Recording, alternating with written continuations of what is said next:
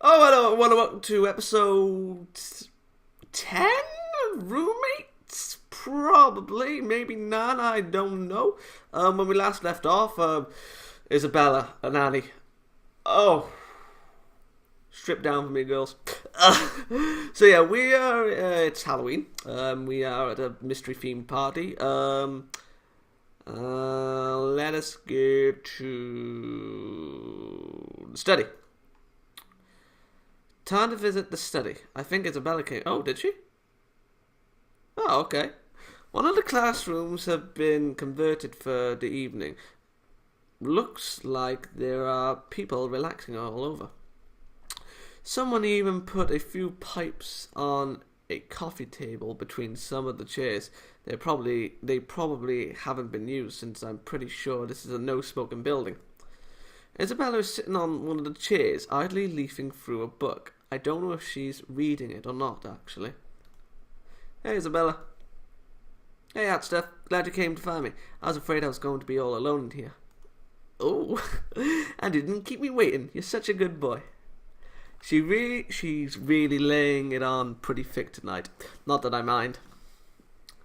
So where is Chad anyway? I suppose it's too much to hope he's the corpse out there. Ha, no such luck. Nah, Chad left much earlier.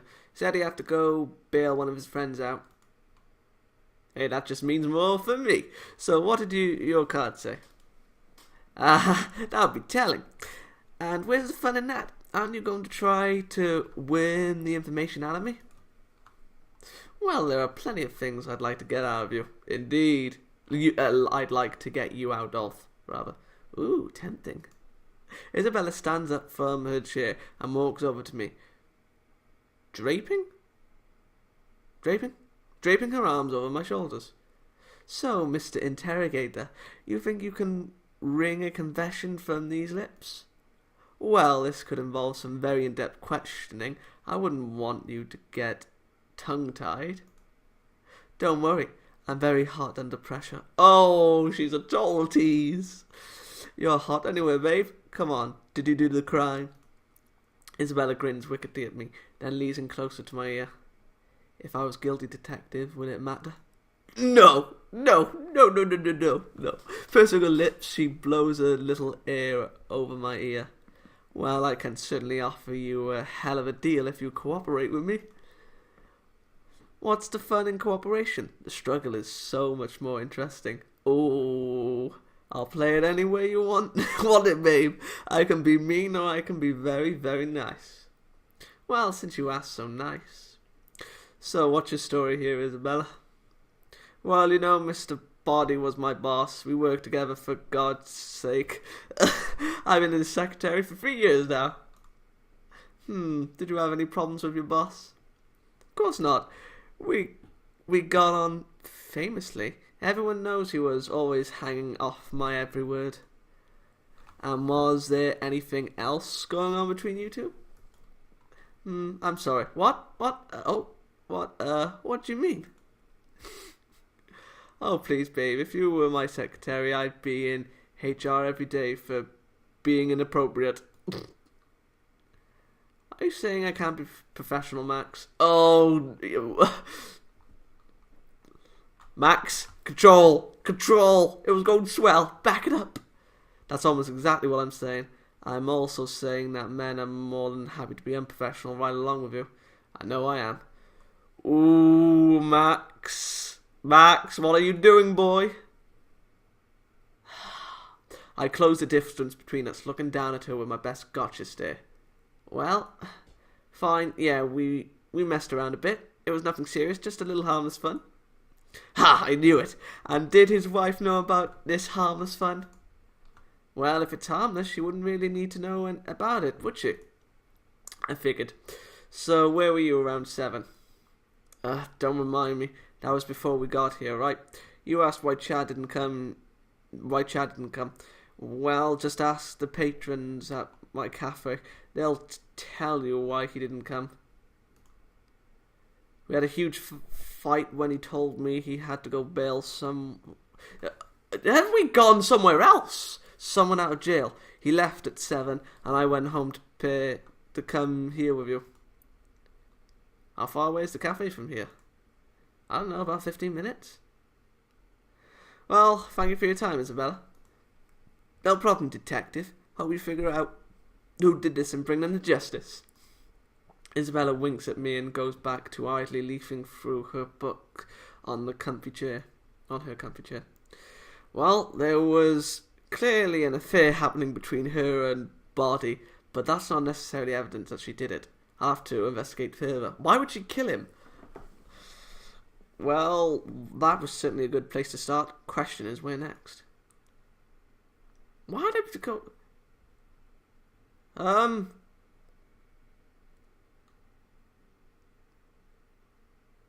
Main hall? Do we get 3 chances? Let's try the sitting room. Looks like our common room, but with a nicer TV. It even looks like someone brought a small bar. Upon closer inspection, it looks like it's got all kinds of juices, but no alcohol. Which means I immediately find it uninteresting. Yeah. Annie is here on one of the small couches in the corner, writing in a small notebook. A few other people are sitting in various other parts of the room, but they all seem to be nattering about nothing. Come to think of it, I haven't really seen all those other people much. Most of them must have come in here to discuss things. Looks like a bunch of them have juice glasses.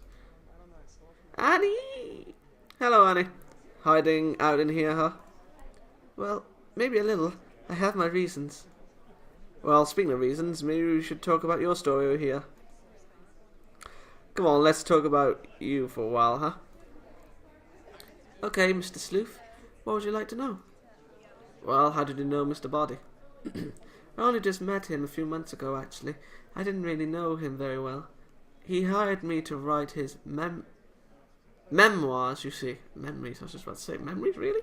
Do you think he had an interesting enough life for a book? I mean, was his company that successful? I've heard a few Fortune 500 types putting out their stories. Was it like that?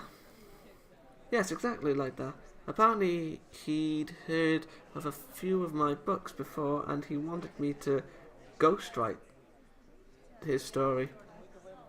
Have you read any of my books? I wrote the Starlight Sally series that everyone was reading a few years back. I also wrote A Spy's Game in Murder, which you might know. Do those books even exist, Annie? I didn't know you'd written anything. Max, I'm in character here. Get into the spirit of it, would you? I swear I'll put a hex on you. Ooh, well I wouldn't mind that. Okay, calm down. So you wrote some really well-known books then? Yes, a lot of fantasy and fiction mostly. I told my publisher I was interested in writing some non-fiction. When he mentioned that Mr. Body was a big fan, I thought it would be my chance. And how was the book coming along?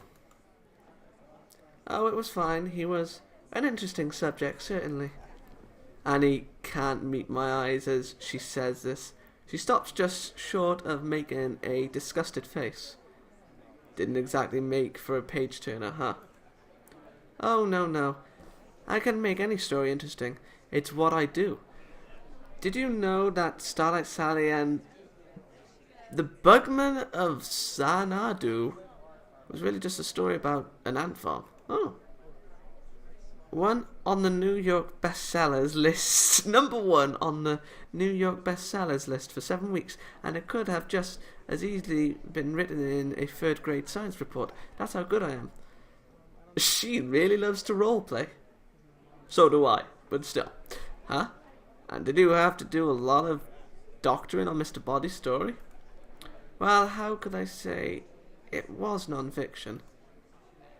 And Annie has gone back to writing in her little notebook.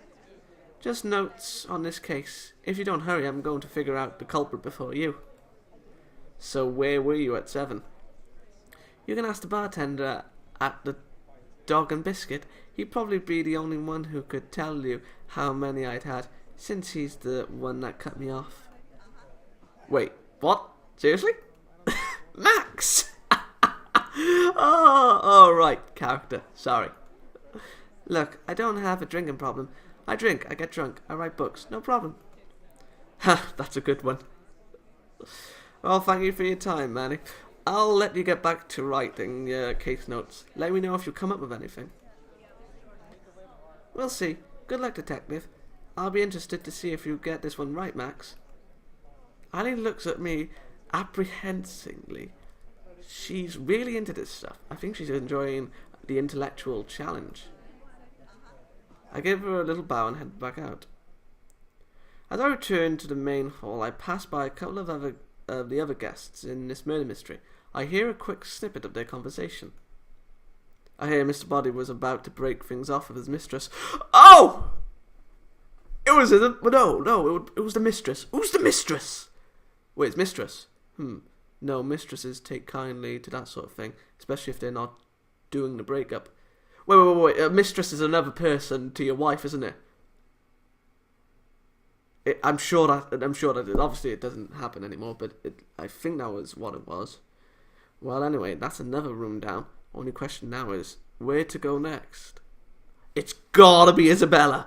Hold on, just doing a quick save. Why would I need to go to the study hall again? Sitting room, I've been there. Gather the suspects and make your accusation. I don't know who it is though. So I guess we go to all of them? The main hall. Time to investigate the main hall. After all, there is a body here to look into. I look around the room just to get my bearings. There are some stairs going up here, though that seems to be out of bounds for the game. The main entrance is here too. The butler appears to have gone back outside to wait for the police. The body lies before me. Whoever did it up did a great job. It almost looks like a real person who's had the back of their skull caved in. The body is wearing a very nice three-piece suit that has been treated very roughly. Whoever got to it must have had a fight on their hands. There are holes and tears all over. Tears, why are they spelt the same? The man was also clearly quite well to do. A gold watch peeks out from under one of his sleeves. I'm a little hesitant to mess with the body. I don't know if it's against the rules or not. Hey butler, can I touch this guy? If you think it will help your case, sir. Everyone else seems to have gone to search for clues elsewhere. I'm sure the police will be able to put the pieces together if nobody else here can. Sounds good.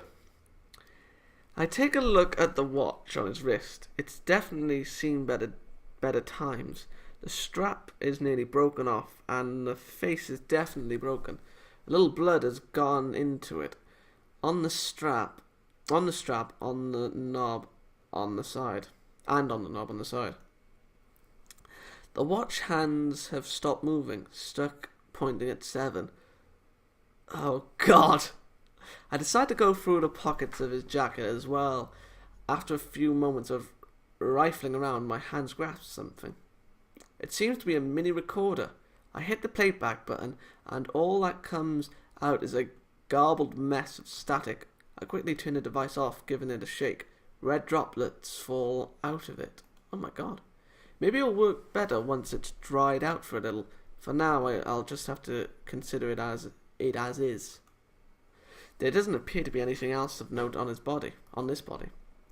Well, Butler, I think it's time you told me what you know. Exactly what happened here. Why do I get the feeling we should have had, the mathematics skills up? Oh God, I don't expect this to go well. Very well, here is the sordid tale. I was here when the master returned from work at 6 in the evening. He was certainly planning on throwing a costume party tonight. All of the invitations to you were sent off ages ago. At 6:55, the master noticed that we were dreadfully short of port for the evening. He immediately sent me to acquire more for the night. Obviously, I don't really know what happened while I was gone. I arrived back from the shops at 7:30. I entered to find the hideous scene you see before you. I called the police, of course, but then you all began arriving, and, well, you know where we got from there. Did you hear any strange noises when you were leaving? Any sign of a struggle? If we assume his watch broke at the time of assault, it wasn't long after you left. No, I don't recall hearing anything unusual as I left. It was actually very quiet. I was just about to say suicide, but he said he had his head caved in, didn't he? And there was nobody here when you got back. No, I checked all the rooms and nobody was about. And are there any other entrances or exits? There was a back entrance, but it was still locked when I checked it. Alright, well thank you, butler. Of course, sir. I think that's all I'm going to get out of this place for now. As I returned to the main hall, I passed a couple of other guests in this murder mystery. I could go through the conversation. Oh yeah, I totally heard his bodyguard wanted out of his job, but couldn't get out from under Body's thumb. There's definitely some dirt involved there. Well, anyway, that's another room down. Well, the question is now where to go. Right, I'm going to save. Okay. Why do I get the feeling... Okay, we've been there. We've been there. Okay, let's investigate the kitchen. Yeah, so we have all the places. Why do I need to go to the study again? I want to the main hall. Let me just see what happens if I go... No, I'll just go to the kitchen. Then I'll do that theory later. I think it's time to visit the kitchen. Maybe I can catch up with Rakesh. I wander down the hall into what looks like a little break room. There's a refrigerator and a microwave in here. There's even one of those little electric grills plugged in. I see Rakesh applying peanut butter to some bread slices at the counter next to the refrigerator. Digging around inside the fridge, I see a girl I don't know. Let me know when you find the jelly, Roxanne. Oh, it's you! Yes, I'm looking. I don't know if they have any. How did you talk me into this anyway? Because I make an excellent sandwich. Hey, Rakesh. Ah, Max, welcome. I will get more bread. What is a kitchen without snacks, Who's your new friend? This is Roxanne. Apparently she was staying here in the building to sort out some of her affairs. Affairs? In an old schoolhouse? That unfortunate murder case is in the Great Hall is my father. He called me here under some pretense of having something to tell me. It was apparently going to be something about his new lover. Oh, Isabella. Honestly, if he weren't paying my way through college, I wouldn't have listened to anything that old bag had to say. Daddy trying to buy your love? What's the matter? Didn't get enough hugs? Oh, please. He was an awful man. A gambler and a drunk. He probably just fell down those stairs. I hated that man. I hated him to his bones. I won't deny it. I've got nothing to hide. Roxanne slams a jar of jelly on the counter next to Rakesh and storms out of the room. Rakesh finishes making the sandwiches and hands me one. I need to talk to Isabella again. So what's your deal in this crazy place, Rakesh? Ah, yes. Well, as to my story, I'm not sure if you ever saw me around the office.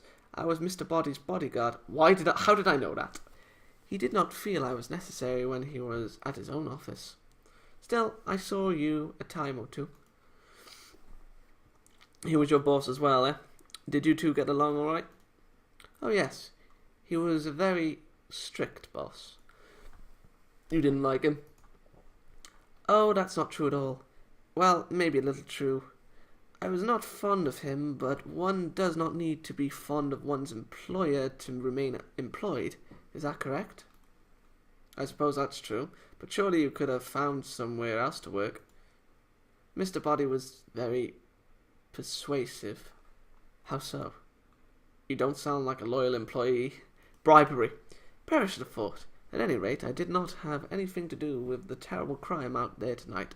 That is for certain. So where were you around 7 tonight? What time was that? An hour before we got here? I was just finishing up with an art class. I was doing a bit of life modelling. I didn't know you did that. Well, art is a bit of a side passion of mine. We both chuckle at that. Mr. Body said that he wouldn't need me tonight, so I took the opportunity. Just one last thing, Rakesh. Can you take a look at this for me? I hand the recorder over to Rakesh, who also tries to play it.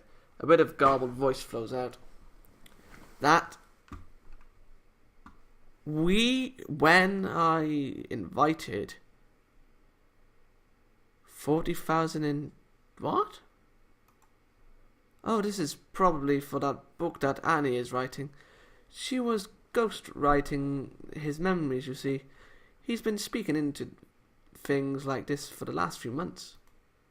Oh, did he reveal all? Actually, it was all pretty boring. I barely paid attention.